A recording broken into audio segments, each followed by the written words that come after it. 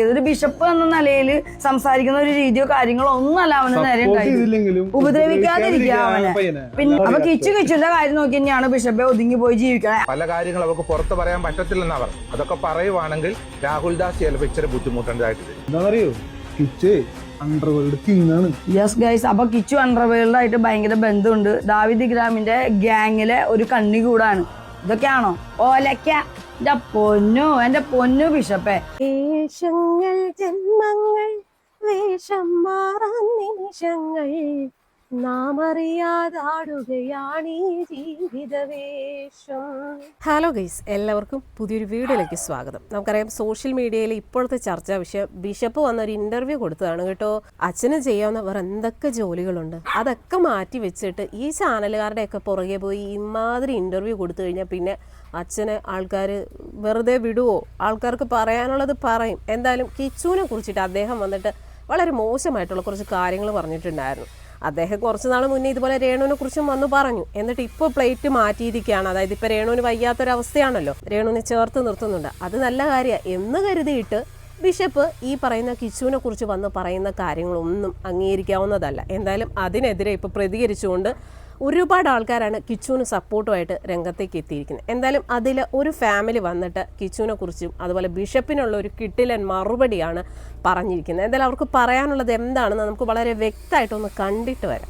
നമ്മളുടെ ബിഷപ്പ് കിച്ചുവിനെ എതിരെ പറയാൻ നമ്മുടെ മുന്നിൽ കിട്ടു തരാനായിട്ട് മാറ്റി വെച്ചിരിക്കുന്ന ചില കാര്യങ്ങൾ, പല കാര്യങ്ങൾ അവർക്ക് പുറത്ത് പറയാൻ പറ്റത്തില്ലെന്ന് അവർ അതൊക്കെ പറയുവാണെങ്കിൽ രാഹുൽ ദാസ് ചിലപ്പോൾ ഇച്ചിരി ബുദ്ധിമുട്ടുണ്ടായിട്ട് വരും. നമ്മുടെ രേണു അത് വിളിച്ച് പറയിപ്പിക്കരുതിട്ട് കിച്ചു എന്നെ കൊണ്ട് എന്ന് പറഞ്ഞ കാര്യങ്ങൾ എന്താണ്? നമുക്ക് രണ്ടുപേർക്കും അറിയേണ്ട പല കാര്യങ്ങളും അല്ലെങ്കിൽ ഫ്യൂച്ചർ വരെ ബാധിക്കുന്ന കാര്യങ്ങളും. സോ അതെന്നെ കൊണ്ട് പറയിപ്പിക്കരുത്. എന്താണെന്നറിയോ, കിച്ച് അണ്ടർവേൾഡ് കിങ്ങാണ്. യെസ് ഗൈസ്, അപ്പൊ കിച്ചു അണ്ടർവേൾഡ് ആയിട്ട് ഭയങ്കര ബന്ധമുണ്ട്. ദാവിദ് ഗ്രാമിന്റെ ഗ്യാങ്ങിലെ ഒരു കണ്ണി കൂടാണ്. ഇതൊക്കെയാണോ ഓലക്ക? എന്റെ പൊന്നു ബിഷപ്പേ. ഇവരും പറയുന്നത് കേട്ടിട്ട് ഒരു പാവം കിടാവിനെ അച്ഛൻ ഒരു പുരോഹിതൻ എന്ന നിലയിൽ അങ്ങയുടെ നാവിന്ന് വരാൻ പാടില്ലാത്ത ഒരുപാട് കാര്യങ്ങൾ അങ്ങ് വിളിച്ച് പറഞ്ഞിരുന്നത്. ഇത് ആരെ ബോധിക്കാന്ന് അങ്ങ് പറഞ്ഞിരുന്നത്? ഈ പറയുന്ന രേണുവിനെ അവര് പറയുന്ന കാര്യങ്ങളൊക്കെ കേട്ടിട്ടോ മറ്റുള്ളവരെ കേട്ടിട്ട് കൊച്ചിനെതിരെ സ്വന്തമായിട്ട് എന്തെങ്കിലും ആലോചിച്ച് മനസ്സിലാക്കി അറിഞ്ഞ് ചെയ്യും. അല്ലാതെ അതിന് മാത്രമുള്ള ഒരു കുറ്റവും തെറ്റും ഒന്നും അവൻ ചെയ്തിട്ടില്ല. പിന്നെ ബിഷപ്പിന് എന്ത് പറ്റി?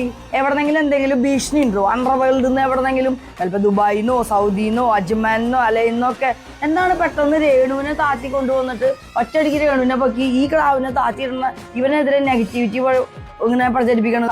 കിച്ചു, നീ നിന്റെ കാര്യം നോക്കി നിൽക്ക്, രേണുവിന്റെ കാര്യം നോക്കിയല്ലോ നിൽക്കണേ. നീ ഇങ്ങോട്ട് മറ്റേത് മറിച്ചതെന്ന് പറഞ്ഞ അവന്റെ കാര്യം നോക്കി ഒതുങ്ങി പോയിട്ടല്ലേ ജീവിക്കണേ. രേണുവിന്റെ കാര്യം നോക്കിയിരിക്കണം അല്ലേ? അവനെതിരെ പറയാനും അവനെതിരെ ആൾക്കാരെ ഉണ്ടാക്കാനൊക്കെ നിൽക്കുന്നത് കിച്ചു അല്ല. കിച്ചുവിന്റെ വായിൽ പോയിട്ട് ആൾക്കുമ്പോൾ ഗതി കെട്ടിട്ട് അവൻ എന്തെങ്കിലും ഒന്നോ രണ്ടോ കാര്യങ്ങളൊന്നും തിരിച്ചൊന്ന് റിയാക്ട് ചെയ്യണത്. അവന്റെ കാര്യം നോക്കി ജീവിക്കുന്ന ആളാണ് ബിഷപ്പെ. രേണു ബിഷപ്പൊക്കെ നിങ്ങളുടേതായ രീതിയിൽ കാര്യങ്ങൾ പോവുക. ഇപ്പൊ എന്താ വേണ്ടേ?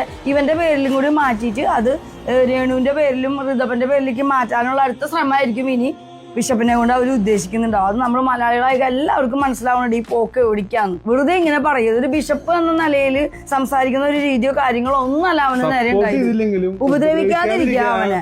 പിന്നെ അപ്പൊ കിച്ചുവിന്റെ കാര്യം നോക്കി തന്നെയാണ് ബിഷപ്പെ ഒതുങ്ങി പോയി ജീവിക്കണേ. അവനെ ഒന്ന് ജീവിക്കാൻ അനുവദിച്ചാൽ മതി എല്ലാവരും കൂടി. ഇതുപോലെ വേറെ ഒരുപാട് കാര്യങ്ങൾ പറഞ്ഞ് നെഗറ്റിവിറ്റി പ്രചരിപ്പിച്ച് ഇല്ലാതാക്കരുത് ആ കൊച്ചിന്റെ കരിയർ. അത് എങ്ങനെയെങ്കിലും ഒന്ന് ജീവിച്ച് വളർന്ന് പച്ച വെച്ചൊന്ന് പൊക്കോട്ടെ. എന്തായാലും അച്ഛനുള്ള മറുപടി കേട്ടല്ലോ. ഇനിയെങ്കിലും അച്ഛന് ചെയ്യാവുന്ന കാര്യങ്ങൾ നോക്കി മുന്നോട്ട് പോവുക. എന്തൊക്കെ കാര്യങ്ങൾ ചെയ്യാനുണ്ടോ? ജീവകാരുണ്യ പ്രവർത്തനങ്ങള്, അതുപോലെ പ്രാർത്ഥനകള്. ഇപ്പൊ രേണുവിന് വേണ്ടിയിട്ടാണെങ്കിലും പ്രാർത്ഥിക്കാം, അല്ലെ അവർക്ക് വേണ്ട എന്തെങ്കിലും സഹായങ്ങളൊക്കെ ചെയ്തു കൊടുക്കാം.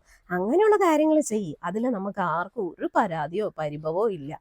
പകരം രേണുവിനെ ചേർത്ത് നിർത്തിക്കൊണ്ട് കിച്ചുവിനെ മോശക്കാരനാക്കാൻ ശ്രമിക്കാതെ സമൂഹത്തിന് ആ ഒരു പയ്യനെ ഒരു നെഗറ്റീവ് ഇമേജ് ഉണ്ടാക്കാൻ നോക്കുക. അത് വെറും 22 വയസ്സുള്ള ഒരു പയ്യൻ, അവനും ജീവിക്കണ്ടേ?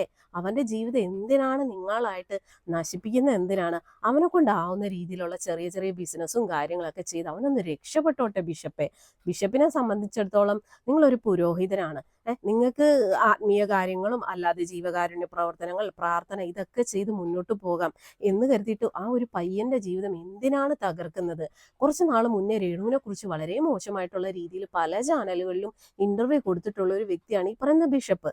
ഇപ്പോൾ രേണുവിന് ഈ ഒരു വയ്യാത്ത അവസ്ഥയിൽ അദ്ദേഹം അതെല്ലാം മറന്ന് രേണുവിന്റെ ഒപ്പം നിൽക്കുന്നുണ്ട്, രേണുവിന് വേണ്ടി പ്രാർത്ഥിക്കുന്നുണ്ട്. അതൊക്കെ നല്ലതാണ് എന്ന് കരുതിയിട്ട് ആ കിച്ചു എന്ന് പറയുന്ന പയ്യന്റെ ജീവിതം തകർക്കണോ? നിങ്ങളൊരു ബിഷപ്പ് തന്നെയാണോ? ഈ ഒരു രീതിയിലൊക്കെ ആണോ സംസാരിക്കേണ്ടത്? അല്ല, നമുക്ക് സാധാരണ പുരോഹിതന്മാരൊക്കെ ഈ ഒരു രീതിയിലൊന്നും സംസാരിച്ച് നമ്മൾ കണ്ടിട്ടില്ല. പക്ഷെ ഈ ഒരു വ്യക്തി രേണുവിനെ കുറിച്ച് കുറച്ചു നാൾ മുന്നേ എന്താ പറഞ്ഞത്? തേഞ്ഞുട്ടി തേഞ്ഞുട്ടി എന്നൊക്കെ വളരെ മോശമായിട്ടുള്ള രീതിയിൽ സംസാരിച്ച ഒരു ബിഷപ്പ് ഇപ്പൊ രേണുവിനെ ചേർത്ത് നിർത്തിക്കൊണ്ട് കിച്ചുവിനെ മോശക്കാരനാക്കാൻ ശ്രമിക്കുന്നു. ഇതൊക്കെ കാണുമ്പോൾ ആൾക്കാർ പ്രതികരിക്കും. ഇവിടെ ബിഷപ്പാണെന്നോ അല്ലെ അദ്ദേഹം വലിയ വൈദികനാണെന്നോ ഉള്ളതൊന്നും ഒരു കാരണമല്ല. അദ്ദേഹം വന്ന് സോഷ്യൽ മീഡിയയിൽ വന്ന് ഒരു ഇന്റർവ്യൂ കൊടുത്ത് ആ ഇന്റർവ്യൂവിൽ ആ ഒരു പയ്യനെ കുറിച്ച് വളരെ മോശമായിട്ടുള്ള രീതിയിൽ സംസാരിച്ചു.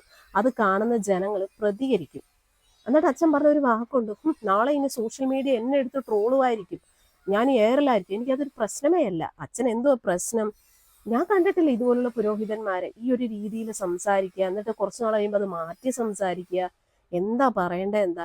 എന്തായാലും അച്ഛന് ഇവര് കൊടുത്ത മറുപടി കിട്ടില്ലനായിട്ടുണ്ട് കേട്ടോ. ഏതെങ്കിലും രീതിയിൽ ഈ അച്ഛൻ ഈ ഒരു വീഡിയോ ഒന്ന് കാണണം കേട്ടോ. അച്ഛൻ അച്ഛൻ്റെതായിട്ടുള്ള കാര്യങ്ങൾ നോക്കി മുന്നോട്ട് പോകൂ. നമ്മൾ ആരും ഒരു അഭിപ്രായവും പറയാൻ വരുന്നില്ല. പക്ഷെ സോഷ്യൽ മീഡിയയിൽ വന്നിട്ട് ഇമാതിരി കാര്യങ്ങളൊക്കെ പറഞ്ഞു കഴിഞ്ഞാൽ അത് കാണുന്ന ജനങ്ങൾ പ്രതികരിക്കും. ഇപ്പൊ അച്ഛനെ രേണു വലിയ ഒരു എന്താ പറയുക മാലാഖയാണ്. ആയിക്കോട്ടെ, അച്ഛൻ അങ്ങനെ കരുതിക്കോളൂ. ഇപ്പൊ അവർക്ക് സപ്പോർട്ട് വേണം. നമ്മളൊക്കെ സപ്പോർട്ട് ചെയ്യുന്നുണ്ട്, പ്രാർത്ഥിക്കുന്നുണ്ട്. അവർ ആ ഒരു രോഗത്തിൽ നിന്ന് മുക്തി നേടി വരണമെന്ന് പ്രാർത്ഥിക്കുന്നുണ്ട്. എന്ന് കരുതിയിട്ട് അവർ ഇതിനു മുന്നേ ചെയ്ത പ്രവർത്തികൾ അതൊന്നും തെറ്റല്ലാതാകുന്നില്ല. അച്ഛൻ എന്താ ഇതൊക്കെ മറന്നോ? അച്ഛൻ ഇതൊന്നും കാണുന്നില്ലായിരിക്കും. രേണു സബ്സ്ക്രിപ്ഷനിലൂടെ കാണിച്ചതും അങ്ങനെയുള്ള കുൽസിത പ്രവർത്തികളൊക്കെ ഉണ്ട്. അതൊന്നും അച്ഛൻ കണ്ടിട്ടില്ലെന്ന് തോന്നുന്നു. അതുകൊണ്ടാണ് അച്ഛൻ ഇപ്പൊ ഇങ്ങനെ ഒന്ന് സംസാരിക്കുന്നത്. അതൊക്കെ പോട്ടെ, അതൊന്നും നമ്മൾ ആരും കുത്തിപ്പൊക്കുന്നില്ല. കാരണം അതൊന്നും ഇപ്പോൾ അവരെ കുറിച്ച് പറയാൻ പറ്റിയ ഒരു സാഹചര്യം അല്ല. കാരണം അവരുടെ ആരോഗ്യസ്ഥിതി അങ്ങനെയാണ്. അത് ഈ പറയുന്ന കിച്ചു അവന്റെ കാര്യം നോക്കി മുന്നോട്ട് പോയ സമയത്ത് എല്ലാവരും കൂടെ പോയി അവന്റെ വായി കൈയിട്ട് തോണ്ടിയതാ, ഈ രേണു ഉൾപ്പെടെ. രേണു എന്താ പറഞ്ഞേ? ഞാൻ എടുത്തു വളർത്തിയ മകൻ എന്നെ ഇതുവരെ കാണാൻ വന്നില്ല എന്നൊരു സ്റ്റേറ്റ്മെന്റ് രേണു പറഞ്ഞു. അതിനൊക്കെയുള്ള മറുപടി, അവന്റെ ഭാഗത്തു നിന്നുള്ള ഒരു മറുപടി മാത്രമാണ് അവൻ പറഞ്ഞത്. അതല്ലാതെ ആ പയ്യൻ എന്ത് തെറ്റാണ് ചെയ്തിരിക്കുന്നത്? ഇമാതിരി വന്ന ആ ഒരു പയ്യനെ തേജോവധം ചെയ്യാനായിട്ട്